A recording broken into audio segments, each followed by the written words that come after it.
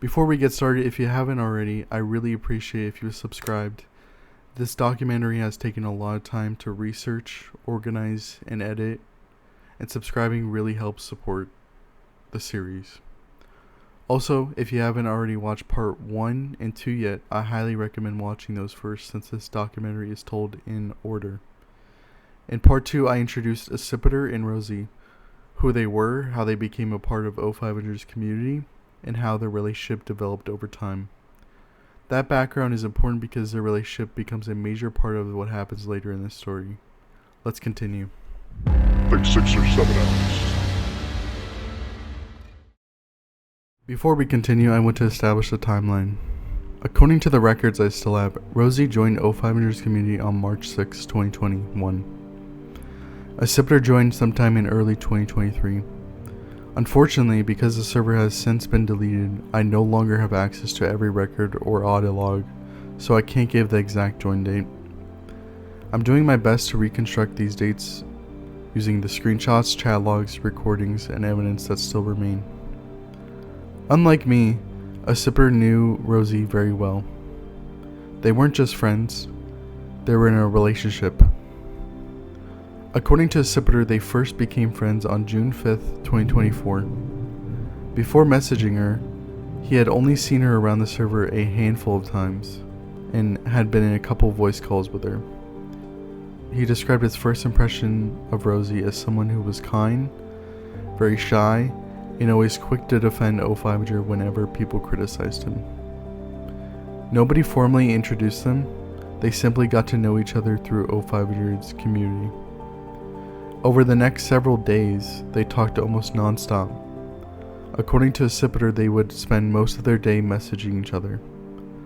The connection grew very quickly. Then just 5 days later, on June 10th, 2024, they officially started dating. Looking back, Asipiter had told me he believes the relationship moved too fast. He even found old messages where he said things like, "I don't want to rush into anything," and suggested they should spend more time getting to know each other before becoming a couple. Once they started dating, it became normal to see them together. Whenever Asipiter joined a voice call, Rosy was usually already there or would join shortly after. For a long time, it was unusual to see them without the other. Asipiter would often tell me about the time they spent together. Many nights they would stay in a voice call until they both fell asleep.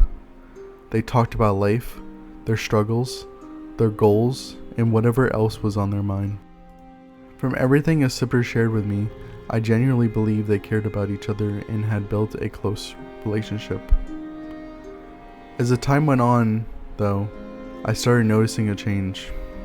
As they got closer to the end of their relationship, Rosy gradually stopped joining public voice calls. Instead, it seemed like most of their conversations moved into private direct messages. From the outside looking in, they weren't around the community together nearly as much as they used to be. At the time, I didn't think much of it. I simply assumed their relationship has changed over time. Then on December 7th, 2025, their relationship came to an end. According to Asipiter, it was a mutual breakup. From what he had told me, they both agreed they needed to focus on themselves and work on their own lives. There wasn't a public fallout. There wasn't a major drama throughout the community. To everyone else, it simply looked like two people who had mutually decided to go their separate ways.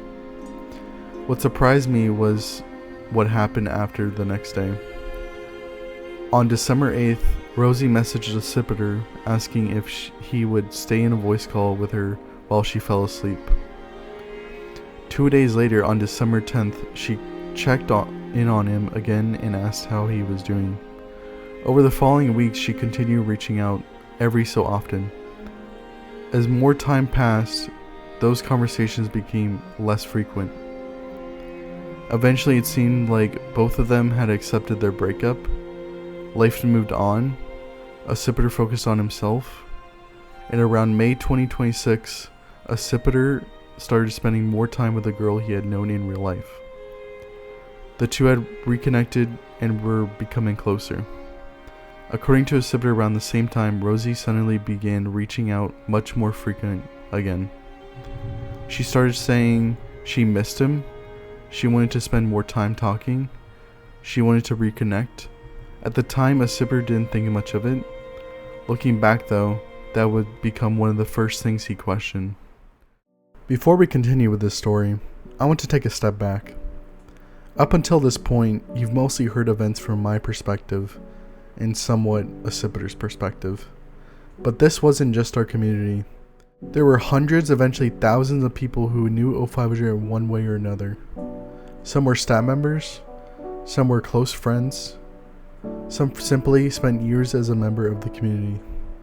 In this next section, I want you to hear from them.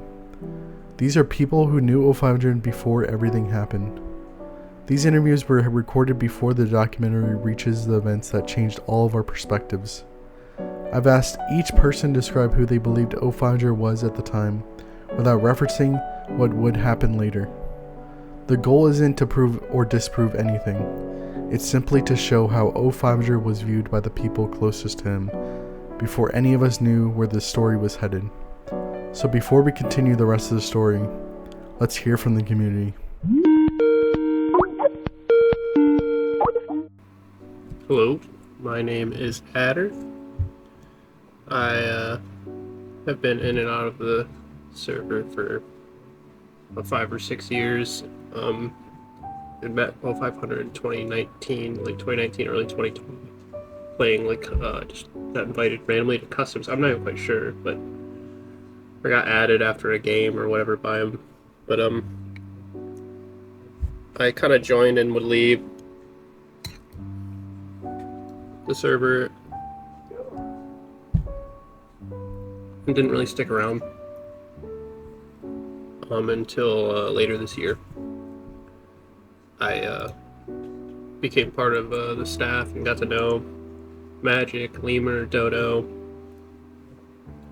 Zipping, Rayo, Dusk, like many other people. So started hanging out there regularly, became staff, and that's when my relationship with O500, we were friends, but he was very transactional and wanted to play things to get things done for himself, or needing someone filled in a group rather than just wanting to play with an individual for that individual. So it became very transactional, and it was kind of off-putting to me. So looking back, just knowing that all the strings he was pulling, it makes sense. So yeah, not that I feel I'm directly affected too bad by any of this, but I feel like I'm one of many people that are kind of slightly affected and off-put by the fact that this happened, and just kind of feel bad for other people heavily affected by it. That's all I pretty much have for you here, Magic. And, yeah, add her out. Hello, online I go by Dying Dodo.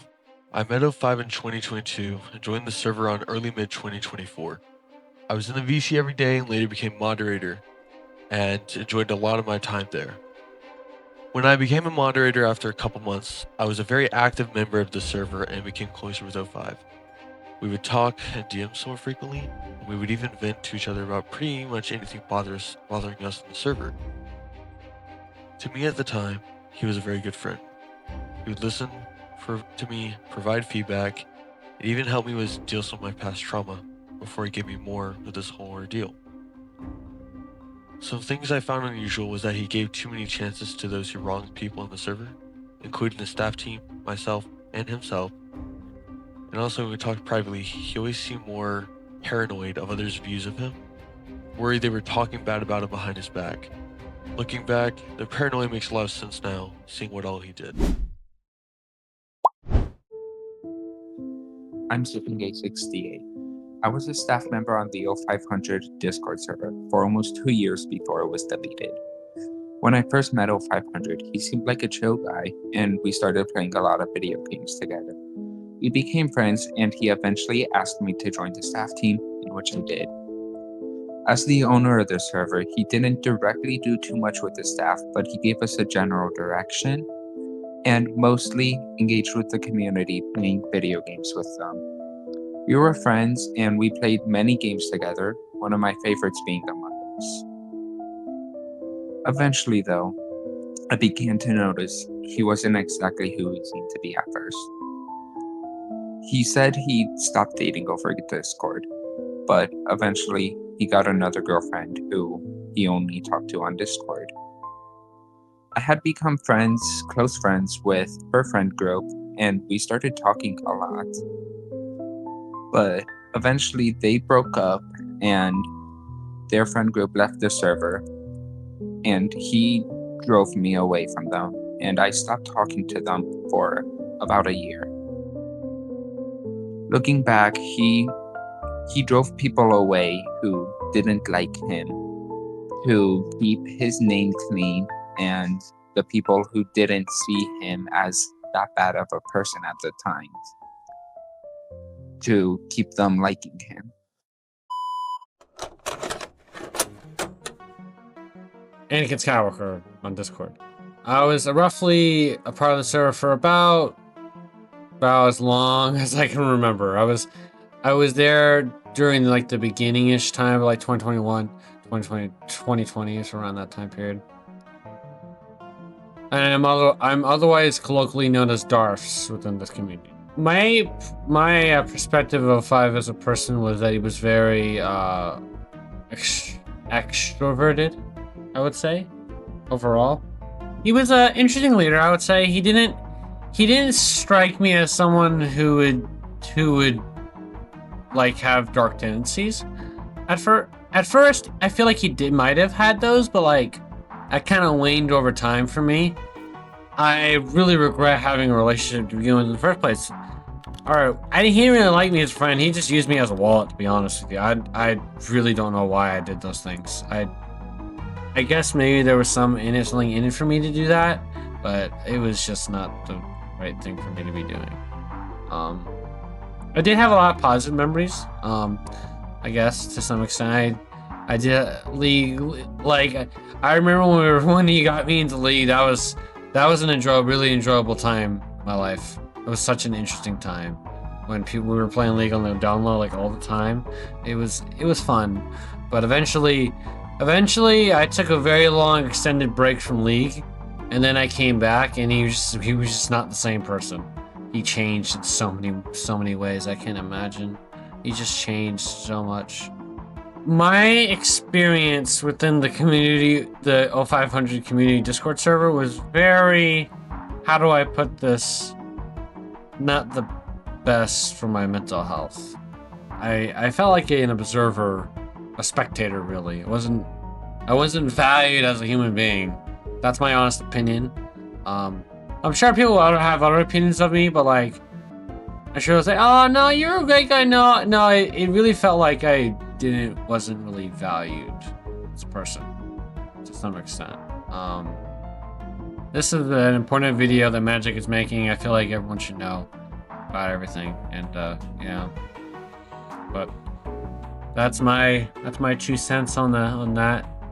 Yeah, O5 was a interesting person. He does seem to have a interesting, though there is one thing I would like to point out, is that he might have what's called like a dark triad, basically. There's this concept of like, if a dark triad is the concept of early warning sign for things to look into people and like personality disorder, and yeah, that's pretty much what it is. Hello, I go by AnimuQueen. I joined the server around 2021, but did not become active until around 2025. I met O5 not too long after. He was very welcoming and kind at first.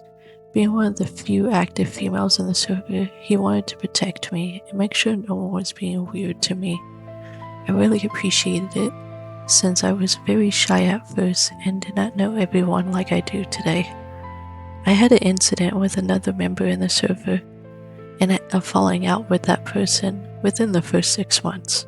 I confided with O5 about everything, since he was always asking questions whether I hung out on voice call with them or not. At first I thought it was him being a good friend, and the owner of the server making sure both parties were fine. Not too long after the fallout, O5 one night started to probe deeper into my romantic life and wanted to be more than just friends. At first I did not find anything strange about it, since it was in a very respectful manner that he approached me. However, things started to become off-putting when he would blow me off frequently for another person, and would go and play games with them or hang out with them more than me.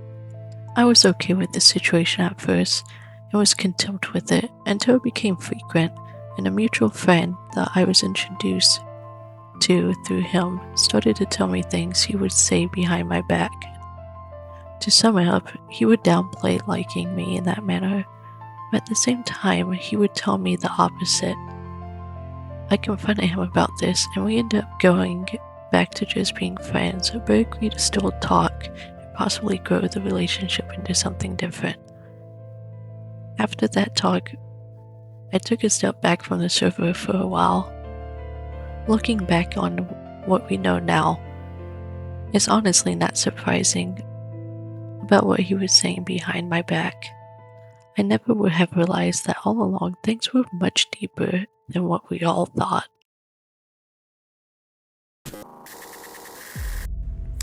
I'd prefer to remain anonymous in name, but I've been part of the server for about 6 years, one of the early members.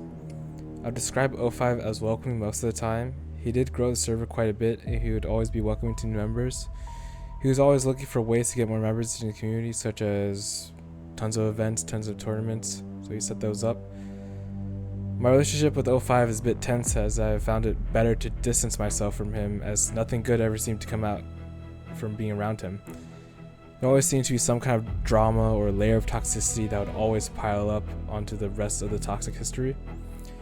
Some things did seem off about O5, mainly his lack of accountability for his actions. He was always the type of person to usually deflect blame or hide behind his server staff whenever conflict arose. He has a lot of ego when it comes to video games, to the point where it could be very toxic to be on the team with him, at least when I still played League with him. Saying sorry was rare for O5, unless he just wanted you off your back. Looking back, I believe it was the right call to distance myself from O5's circle to avoid any more drama. I'm glad I wasn't involved in anything that brought the downfall of the server.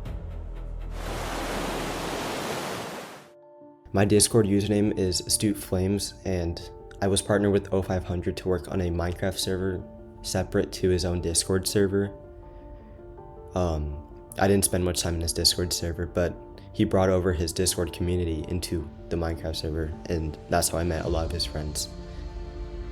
O500's super kind. I appreciated how he'd always reach out to me. It was obvious he's a community builder.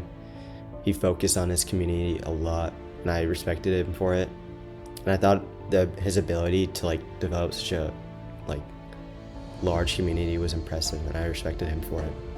I think he definitely tried his best to mend relationships between people when things didn't work out, and he would always try to make everyone friends with each other, which is a kind thing to do, and I respect him for it.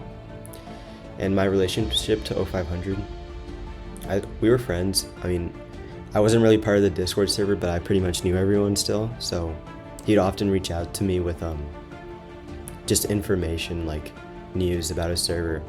He'd always tell me about the problems he was going through, and I'd always try to at least give my 2 cents a little bit. I didn't really help him enough, I guess. I really loved playing Mando MC with them and creating the server with them. It was a good time.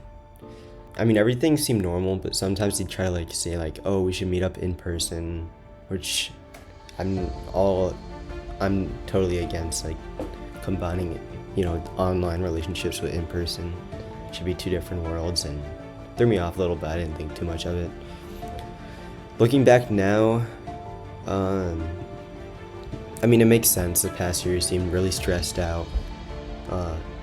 The server was obviously deteriorating. He was every month telling me some big staff member was he had to kick him off the team, and then a few days later he's oh, they're added back on the team, and I was just alright dude, you do you. Alright, see ya. Alrighty, my name is TyTom12 on Discord, but I go by Tom. I've been a part of the O500 community, or was a part of the O500 community since October of 2025, so not very long. O5 as a person was chill, I guess. He had some weird type of energy around him, the way he greeted people and the way he talked to people and stuff. But I mean, it wasn't a bad thing. It's just different than whatever people do, I guess. But I mean, he's a server owner, so I guess it's like that's what he's used to doing. Yeah, he was pretty chill. O5 as leader, I low-key didn't like him as leader. It didn't really look like he did much as an owner. Most of his stuff was done by like other people with perms. And a lot of the drama that happened in the server, especially when I started joining, he would continue to spread it. He would make comments about it in voice channel and try to get people to talk about it, even though, he's an owner and he should be trying to avoid doing that stuff and make sure drama doesn't happen. He was an instigator and a reason why a lot of the server members are not very good friends with each other or hate each other, I guess. I mean, it's better now, but back then it was pretty unlucky. O5 and I were pretty chill. I mean, recently, before the whole situation, I was talking to him about some personal stuff, and he was a decent listener. I don't know if he understood half the stuff I was saying or was able to relate to it. And his advice was low-key buttons. But I mean, he listened, and that's the best you can get sometimes. And I mean, we played a lot of video games together, especially early on. Yeah, I mean, it was pretty chill. Besides the whole drama thing, I didn't really have any hate for the guy. Positive memories or experiences. I mean, when Magic slept in VC, and we just hear him snore, we'd be laughing about it in call. Usually just me and O5, but then there's like Dodo or Asipiter or Lemur or other people in call. It's pretty funny. We'd all laugh about it. Played up was always funny. Legal's pretty funny sometimes as well, depending on what was picked. Sometimes just people saying stuff in call as well, especially during the Arc Raiders era. His relationship with Asipiter was pretty unusual to me. I mean, Asipiter had his own special role that didn't really make sense, in my opinion. The senior mod role. And O5 talked a lot about Asipiter a lot, and low-key, I thought he was gay when I first joined, and like Asipiter was like someone he had a crush on / was with. But he confirmed, like, yeah, I'm not gay. And Asipiter is just a really good friend. So I was like, okay. I mean, I didn't know them long enough to, judge it or question it. So I just accepted the answer. But I did think his relationship with Asipiter was like not really friends in his view. Asipiter definitely treated it as just friends, but O5 definitely treated it a little bit more. But like I said, I didn't really worry about it at the time. Looking back now, though, it made a lot more sense why he acted like that. About like a week or two ago, whenever Asipiter went to Wisconsin to visit O5, O5 was talking to me in VC about Asipiter coming to Wisconsin, and he was telling me about Asipiter's was seeing like Asipiter and like him seeing a girl, and O5 was telling me about like how he was like super jealous that girl was taking attention away from O5.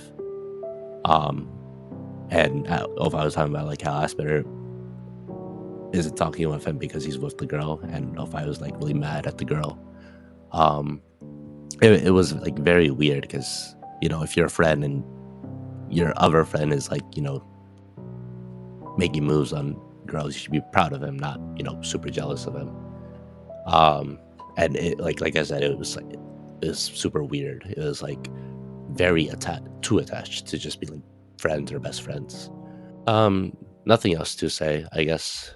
Like I said, O5's relationship after was like super weird when I first joined, and it got weirder when he was talking to me about the Wisconsin trip and about like how when Asipiter visited, he would O5 would go hug him, and he was like, oh, I'm gonna hug him for as long as I can. I'm gonna hug him as many times as possible. I'm like, okay, do you?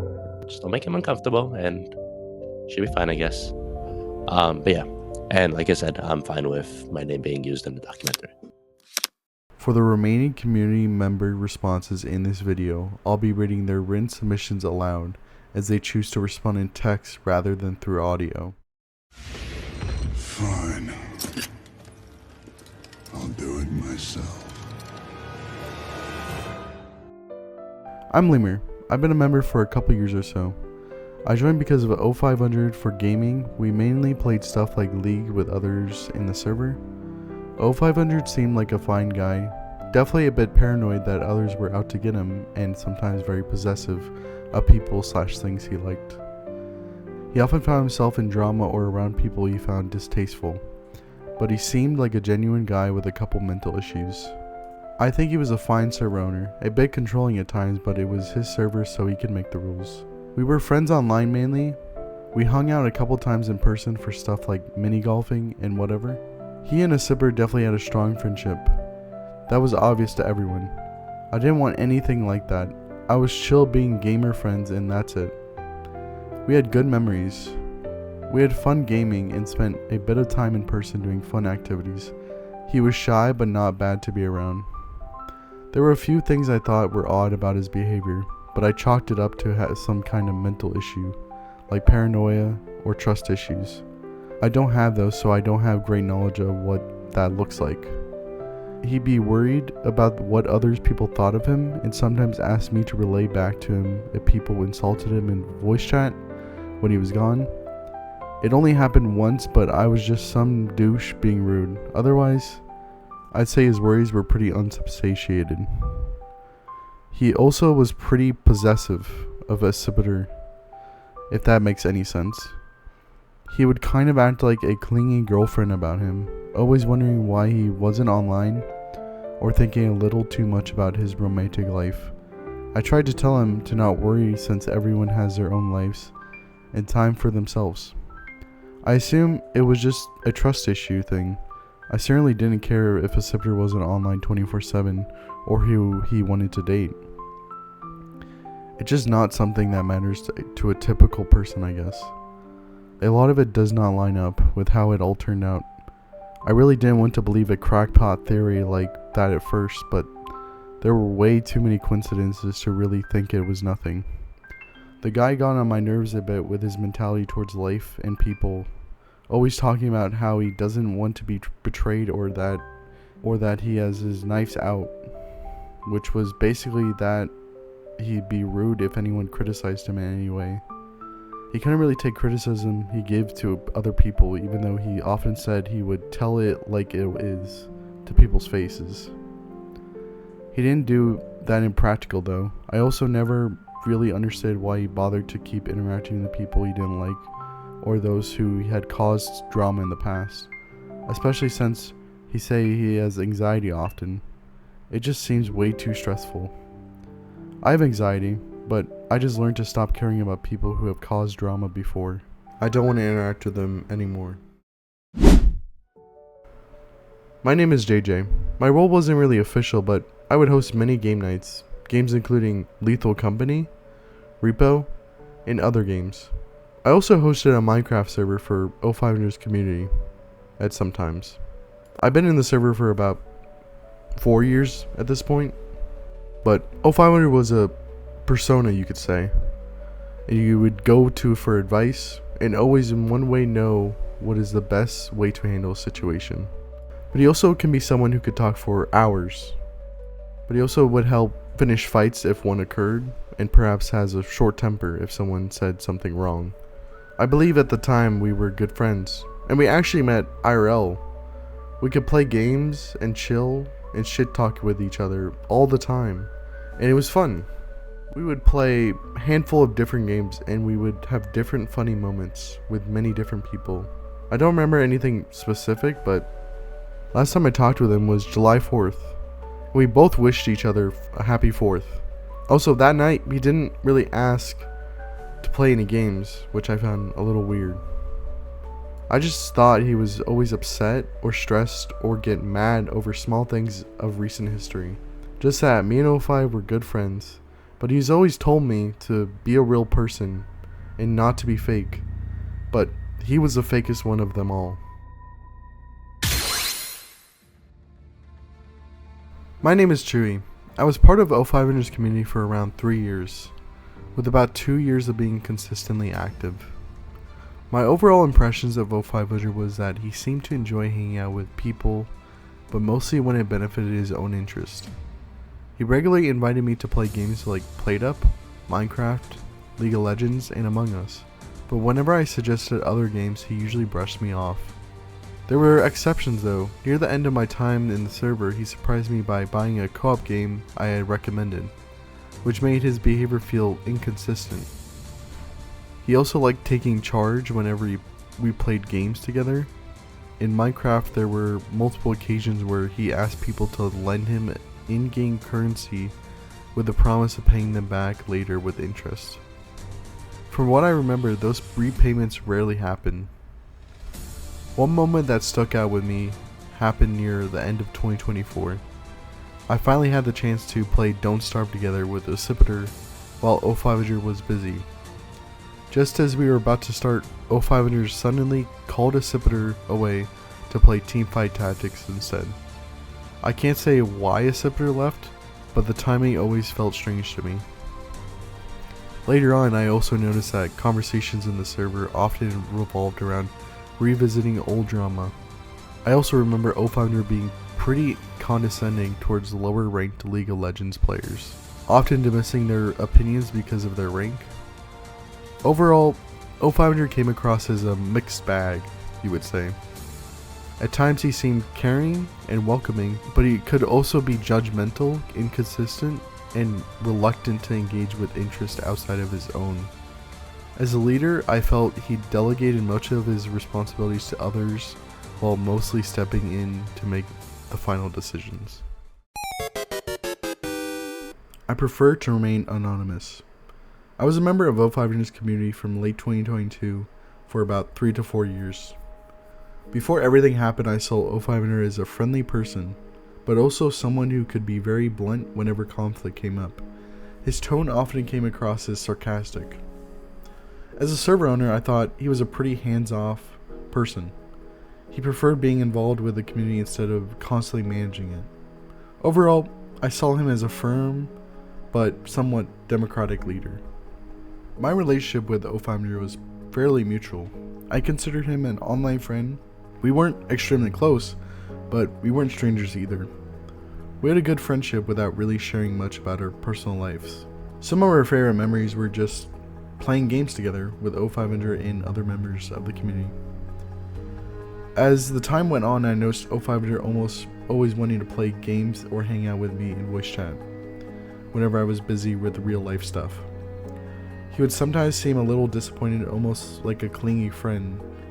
He also trash talked quite a bit in competitive games, but at the time I just thought that was normal. During my time in the server, I received 2 warnings. Even after those incidences, O500 gave me another chance, and we moved on. Looking back now, I think the cleanliness and trash talking, and especially how willing he was to give people second chances, might have been signs of something I didn't recognize at the time. One quote has really stuck with me throughout all of this. Be nice, be forgiving, but don't be a pushover.